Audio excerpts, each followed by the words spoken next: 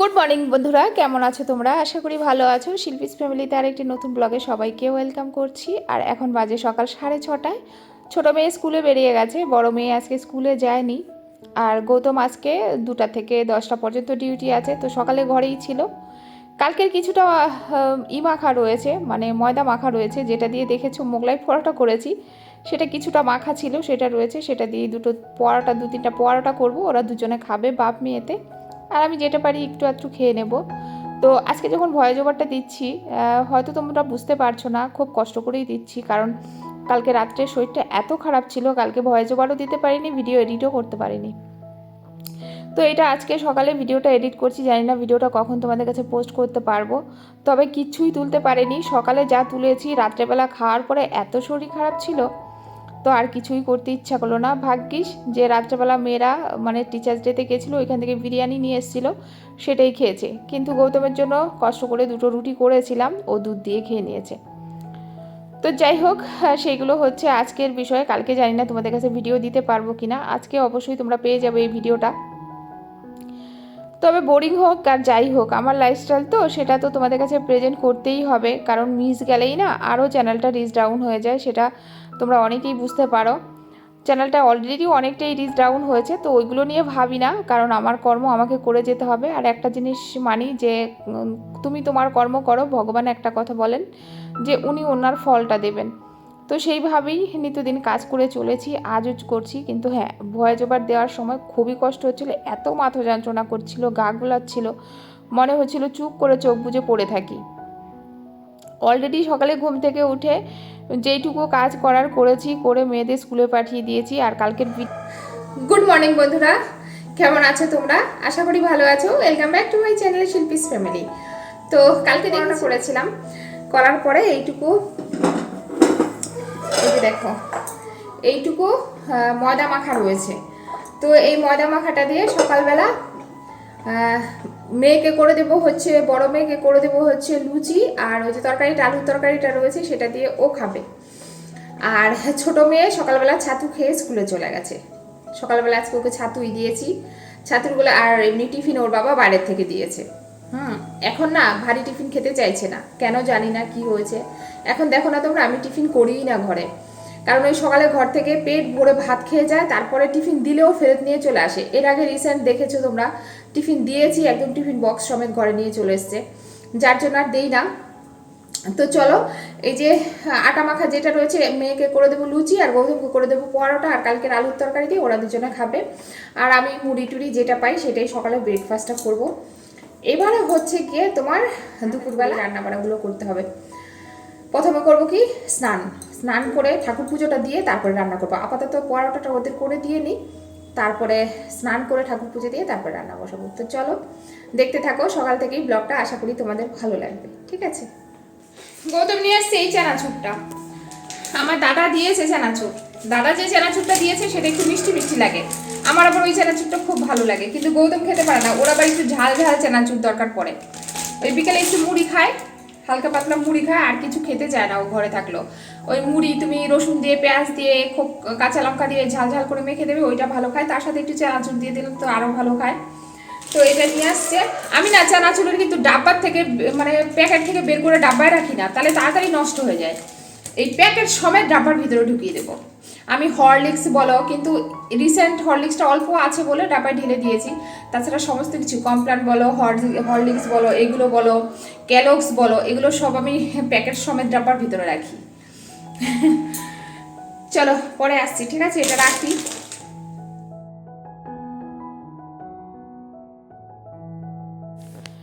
ভাবলাম একটু দেখি বেলকনির গাছগুলো কেমন আছে। আর দেখো আজকে একটুখানি পরিষ্কার আছে, কারণ এই জায়গাটা মাত্র রিসেন্ট ধুয়েছি, তো তাই একটুখানি দেখা যাচ্ছে পরিষ্কার। এখন উপরটা একটুখানি ঝাড় দিয়ে দেবো, কারণ কল্পনা এসে না উপরটা ঝাড় দেয় না, সোজা একদম মুছে দেয়। আর ও যেহেতু সপ্তাহে 3 দিন এই মানে এই জায়গাটা মোছে, উপরতলাটা, তো যেই 3 দিন মোছে না সেই 3 দিন ঝাড় দিয়ে দেওয়ার চেষ্টা করি। নয়তো কী বলো তো, বাসি ঘর কেমন একটু লাগে না, ওই জন্য সব সময় মানে এটা আমি করে থাকি। ওকে বলা হয়েছিল যে একদম উপরের যে সিঁড়িগুলো আছে সপ্তাহে 1 দিন মুছবে, তো মাঝে মধ্যে তো সপ্তাহে 2 সপ্তাহ পরে পরে 1 দিন মোছা হয়। এক সময় মনে হচ্ছে যে আমি বোধহয় পারবো, নিজেই করব, ঘর মোছার জন্য আর লোক রাখবো না। কিন্তু এই যে যখন খুব অসুস্থ হয়ে পড়ি না, তখন মনে মনে ভাবি না না, রেখেছি, ঠিকই করেছি। তবে হ্যাঁ, আমার ননদ বলছিল বৌদি 1,000 টাকা অল্পনা নেয় তো, বেশিই নেয়। কারণ আমাদের বাড়িতে ওদের বাড়িতে নাকি একটা বউ আছে যে কিনা ঘরও মোছে, আর ওর ঘর অনেক বড়, জানো তো, প্রচুর এরিয়া। 1200 স্কোয়ার ফিট হচ্ছে ঘর, আর আমার ঘর তো 900 স্কোয়ার ফিট।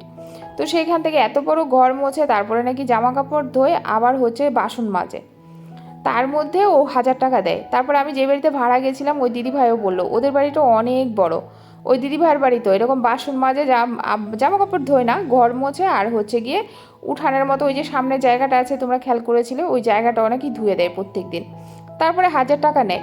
আর আমার বাড়িতে কিন্তু ও দোতলাটা সপ্তাহে 3 দিন মোছে, আর উপরের সিঁড়িগুলো 1 দিন মোছে, আর নিচতলাটা হচ্ছে প্রতিদিন মোছে। তবে নিচে কিন্তু আমার বেডরুমে, 2 বেডরুমে জায়গাই নেই, তোমরা দেখেছো, বেডের জন্য শুধুমাত্র একটুখানি জায়গা, যেইটুকু জায়গা হচ্ছে সেটা হচ্ছে আমার হল রুমে।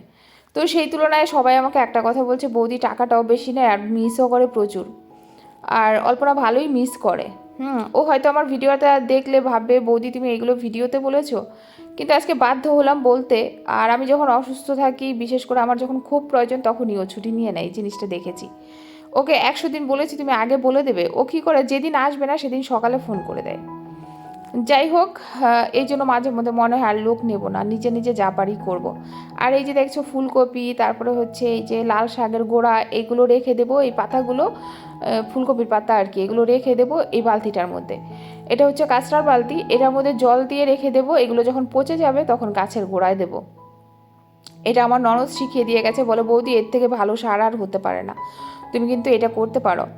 তবে ওই যে বললাম না, 2 তলা 1 তলা, তারপরে মেয়েদের আনা নেওয়ার ব্যাপারটা থাকে, তো নয়তো আমি কাজের লোক এত বছর পর্যন্ত রাখিনি, আমি নিজেই করেছি, আমার ভালো লাগে না। কিন্তু ওই যে যখন খুব অসুস্থ হই না, তখন মনে হয় না একটা কাজের লোক থাকলে ভালোই হতো। আমারও এখন যেন ওদের কথা শুনে মনে হয় হ্যাঁ টাকাটাও বেশিই নিচ্ছে, তুলনামূলকভাবে কাজ খুব কম। বাসন তো মাজছে না, শুধু ঘর মুছছে, তাও রোজ নয়, উপরতলাটা সপ্তাহে 3 দিন, কোনো দিন তো 2 দিন হয়, কোনো সপ্তাহে তো 1 দিনও হয়, এরকমও হয়ে যায়। তো সেই সূত্রে না আমার একটু গায়ে লাগছে এখন। দেখো, 1,000 টাকা একদম কম নয়, জানো তো, মোটামুটি যেরম সেরম মধ্যবিত্ত ফ্যামিলিতে গ্রসারিটা এসে যাবে 1,000 টাকায়। ছোট ফ্যামিলি হলে গ্রসারিটা এসে যাবে। তো যাই হোক, ওইখান থেকে এসে তারপরে এই যে দেখো ভোলা মাছ রান্না করছি, একটু কালো জিরা ফোড়ন দিলাম, আর একটু নতুন আলুও দিলাম। ভোলা মাছ এমনি করলেই ভালো লাগে প্লেন, তবে মাঝে মধ্যে আমি আবার আলু দিই। তো আর এখানে করেছি কাঁচা টমেটো দিয়ে টক, তার মধ্যে একটু ধনেপাতা দিয়ে দিচ্ছি। ধনেপাতাটা দিতে ভুলে গেছিলাম বলে আবার একটুখানি উনানে বসিয়ে আবার একটু ধনেপাতাটা ছিটিয়ে দিলাম। আর কাঁচা টমেটোর টক কিন্তু বেশ ভালো লাগছে, আমি আবার একটু তেঁতুলও দিয়ে দিয়েছি। আজকে টক করেছি 2 পদের, কারণ ইচ্ছা করছিল আমার যে টক খাই। দেখো একটু পেঁয়াজও দিলাম, সমুদ্রের মাছ তো, তার মধ্যে দিলাম 2 থেকে 3 চামচ সর্ষে বাটা। সর্ষেটাকে খুব ভালো করে কষিয়ে নেব। তারপরে আজকে একটুখানি শুকনো লঙ্কার গুঁড়ো দেবো, কারণ কিছুই বাটিনি, মিক্সিতে পেস্ট করে নিয়েছি হচ্ছে তোমার সর্ষেটা, তার মধ্যে একটু আদা দেওয়া ছিল। আর এই জন্য, আর শুকনো লঙ্কা শুধু কালারের জন্য একটুখানি, না দিলেও চলে, অসুবিধা নেই। আর এই তরকারিটাতে জিরা খুব না দিলেও হয়, তুমি যদি মনে করো একটুখানি দেবে তাহলে দিতে পারো। তো দেখো একটু জল দিয়ে খুব ভালো করে কিন্তু আমি ইটাকে কষিয়ে নেব, সর্ষেটাকে। সাদা সর্ষে কখনোই ভাজলে তেতা লাগে না, অনেকে বলে সর্ষে নাকি তেতা লাগে ভাজলে, আমার হাতে কিন্তু কখনোই তেতা লাগে না, খুব ভালো লাগে। একটুখানি দিলাম হলুদ, আর দিলাম একটু শুকনো লঙ্কার গুঁড়ো। এবার এটাকে আলুর সাথে আরও কিছুক্ষণ কষে নেব জল দিয়ে দিয়ে। তারপরে দিলাম একটা টমেটো। টমেটোটা অনেকে পেস্ট করে দেয়, আজকে আর আমি পেস্ট করে দিইনি, এমনিই দিয়ে দিয়েছি। দেখো জল দিয়ে দিয়ে কতক্ষণ ধরে আমি তরকারিটাকে কষানোর মধ্যে কিন্তু তরকারির টেস্টটা আসে। যত ভালো করে মশলা তারপরে সবজি তুমি কষিয়ে নেবে, তত কিন্তু তরকারির টেস্ট বাড়ে। যাই হোক, এবার পরিমাণ মতো দেবো। মোটামুটি আমার কষানো শেষ হয়ে গেছে, দেখো অনেকক্ষণ ধরে কষিয়েছি, তোমরা নিশ্চয়ই দেখলেই বুঝতে পারছো। তারপরে পরিমাণ মতো দেবো জল, জলটা ফুটে আসবে, তারপরে কিন্তু মাছগুলো ছেড়ে দেবো। সমস্ত রকম মশলা অলরেডি দেওয়া হয়ে গেছে, এবারে শুধুমাত্র নামানোর আগে একটু ধনেপাতা ছিটিয়ে নামিয়ে দিলে কিন্তু আজকের কিন্তু ভোলা মাছের ঝাল আমার রেডি। ভোলা মাছটা এত টেস্ট ছিল খেতে, গৌতম আজকে 2 পিস খেয়েছে। সব ভোলা মাছ কিন্তু টেস্ট হয় না।